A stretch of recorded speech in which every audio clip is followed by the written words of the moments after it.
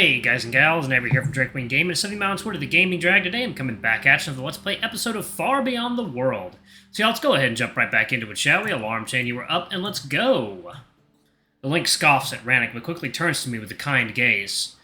At least it's good to see that his lack of manners didn't rub off on you, young master. You mentioned they can be perfumes. What else are they good for? Cooking, baking, medicine, laundry. He hastily grabs a small vial of lavender oil. This makes for delicious cookies, as well as an amazing clothing freshener. Just a dash in a bucket of water leaves your tunics to soak overnight, and the following day they smell just like a meadow in autumn. He's selling it hard, but I'm not too convinced, especially since lavender leaves now a rather bittersweet taste in my mouth. I cannot help it, but now it simply reminds me of that damn unhinged wolf mentally living on a different planet. Being as far away from Antalt as possible does bring some comfort. Besides, I have other things on my mind now. For instance, with Ranok clearly being able to understand the peddler, it only suggests we were talking in Tiggery. Odd. I was almost certain I'd speak in Linxian, or whatever it's called. This language thing gets weirder and weirder. I noticed a small vial of peppermint just as we're about to leave. As good as the birch is at teeth cleaning, I bet I could whip out a nice mouthwash out of it. How much for this one? Ah, an excellent choice, young master. For you, only 55. I bet you say everyone's same. Not at all. Never mind. I scold the wolf as he exhibits behavior unbecoming of his station and simply pull him away. Half a silver for a small vial of peppermint? This place is a madhouse. He protests, to which I simply roll my eyes. You can't be so critical of everything. We don't know how life works here. For all we know, it was a reasonable price. I begin to think leaving you here unattended might not be such a good idea after all. Wasn't mine to begin with. I flash my brows and continue our stroll between the stalls. This place seems to have everything. There's so much going on, color-wise and smell-wise, that my senses almost feel bombarded. Everything in Tiernan was either green or brown, with distinct forest aroma, but here it feels like one was dunked into a rainbow. Blue glass, red bolts of cloth, even yellow furs, not to mention the spices of every imaginable color. Oh, hello there. As I stop at one of the stalls, a flamboyant-looking tiger turns on his heel to face us, daintily spreading his arms. Ah, my young and well-dressed master. Do you see anything you like? He almost sings at me in a genteel voice, looking over my attire with a gleam in his eye. I forgot how flashy my dress actually is. Not at the moment, thank you. I'm just browsing. But of course you wouldn't. You are a man of far finer taste. Let me take this rubbish out of the way and dazzle you with wares worthy of your sophisticated glance. The male begins to brush away different bolts of cloth, making space for whatever he's fetching from underneath the larder.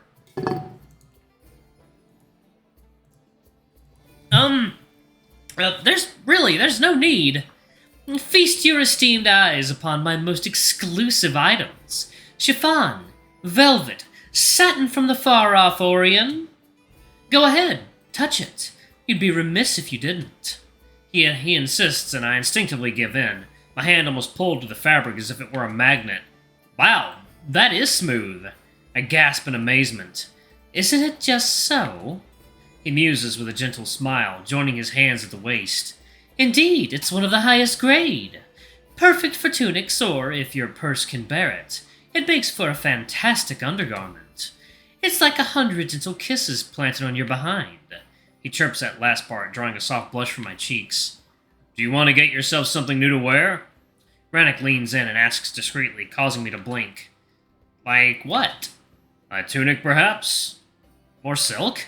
I scoff mockingly and pull my hand away from the outstretched fabric, much to the merchant's dismay. All this stuff looks way too fancy. I can't afford it. The last thing I want is for you to be spending money on me. It'll give me pleasure and a peace of mind. You won't bribe me nor buy out your conscience. I smirk challengingly at the wolf, to which he flashes his brows in his own tease. I can at least try. Nah, I'm not a pattern type of guy. So, my good sirs... The tiger rubs his paws impatiently, and I respectfully shake my head. No, thank you. Perhaps another time.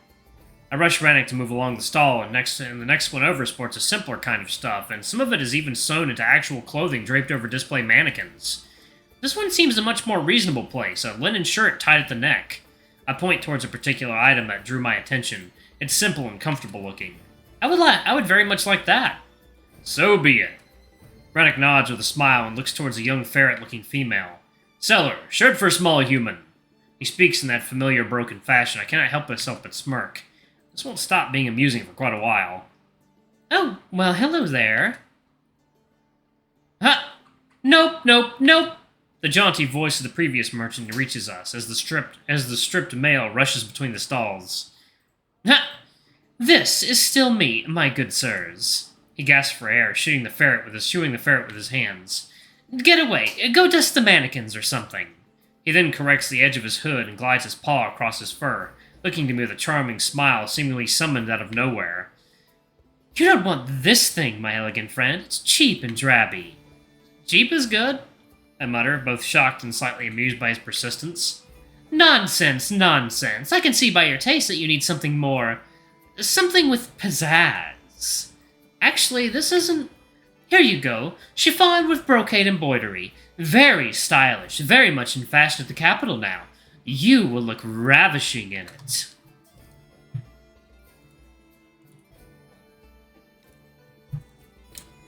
The tiger plops a bolt of shimmering fabric, intricately intertwined with golden threads forming floral patterns.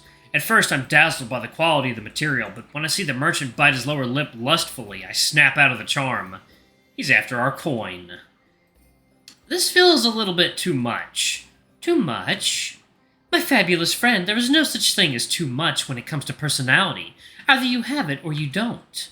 I'm looking for something more casual to wear. Excuse me. Casual?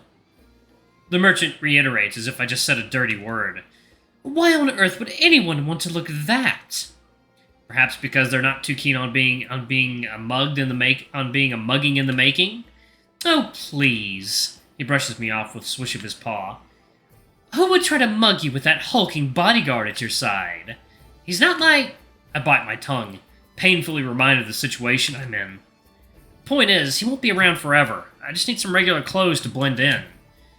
Blend in? He repeats again, as if I spoke in tongues. No self-respecting person would want to blend in. Might as well become part of the scenery. But very well. The male sighs in resignation, and I'm thankful he finally reads my cues. I can't believe you make me do this. To cover such exquisite a form with, dare I say it, tablecloth. It's unbecoming. It's too much. His tactfulness quickly turned into a theatrical display, and I'm no longer sure it's just a sales pitch. I might have really offended his sensitivities. The male ruffles through his boxes and then disgruntledly throws at the counter new items. But here, have at it. Those are some of my simpler wares. Dear light, see what saying it makes me feel queasy. He presses the back of his paw to his lips and I smile. He's good. I take a closer glance at the fabric, and although less elaborate, it feels deceptively smooth to the touch. Simpler? Silk and cotton. Again, I grimace, looking towards something in the back that catches my attention. It's a white shirt, but not pristine sew. The fabric looks simple, if not dull, much more affordable. What about that one? Please, I beg of you, mercy, my good sir! The male squeals as if he was under torture. It would be a crime for me to sell him to someone wearing that. He points to my dress, and although I am starting to get slightly annoyed, it also drives home how expensive of a gift it was. In truth, it makes me feel embarrassed how quickly I began to take it for granted.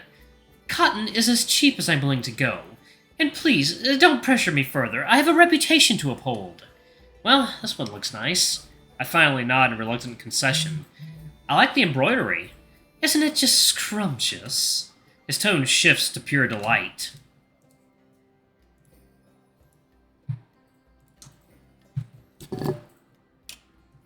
Very in now, this sort of needlework. Floral and abstract. Very in the season. Do you have it in my size? Oh, for sure. What are you? Size cup 12? 14?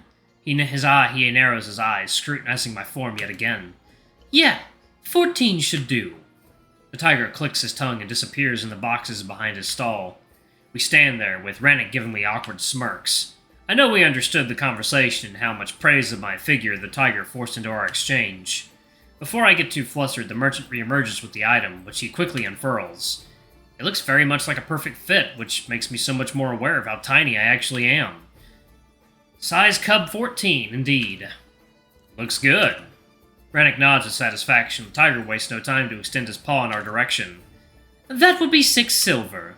I don't know how much that is, but it doesn't sound too bad, considering that we paid 3 silver coins for our night's stay at the Broken Keg. Although shirt alone won't solve my wardrobe emergency. Would you have pants for sale by any chance? I've seen people around in some. I vaguely point to the crowd around us, and the tiger nods eagerly. Of course. What would you like? Trousers or breeches? Trousers? I respond, not exactly sure what the difference might turn out to be, and the tiger has a quick think. To go with your new shirt, I think I have just the thing. He winks and disappears beneath the larder again, only to re-emerge momentarily with a nice brown pair of simple-looking pants. Here you go. Feel it, he insists and I glide my hand across the fabric. It's soft and slightly fuzzy, definitely warmer than walking in just the dress. They feel nice. Don't they just? He smiles almost perversely, and Ranok raises his brow. How much? 10 silver. Why so much? Ranok's startled reaction makes me think it might be more than we bargained for. However, the merchant stands his ground, seemingly almost offended. Dear Wolf, this is the finest of dyed flannels. With little to no fur down there, the human will need the softest of materials to avoid burns and bruising. And now I am publicly embarrassed yet again.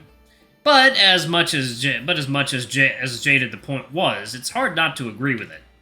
Yeah, that does make sense. Can we afford it? We can. That's not the issue here. I think he's a swindler. It is of good quality. I don't think I've ever worn pants that nice. I bop my head to the piece of clothing, and the wolf nods with a sigh, facing the impatient merchant. 14 for both. That would be 2 silver short. 14. Tell you what, for a whole talent, I'll add this lovely tunic. He points to the previously peddled silken skirt. The neckline is much shorter and less revealing, sewn for an actual male. And he called it. I'm wearing a dress. To be fair, as much as I hate reaching into Ranok's pocket, having one more thing to change into wouldn't be a bad idea. Besides, it is pretty.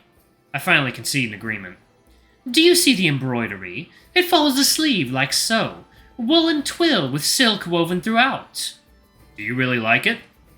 Ranok tilts his head, measuring both me and the tunic. I do, but this seems a lot of... We take. Alright, y'all, I'm actually going to pause it right there. Thank y'all so much for watching. Don't forget to like, comment, subscribe, ring that notification bell, and check out our Patreon if you can. It always helps. Anyway, I love you all, and I'll see you all in the next video. Bye-bye!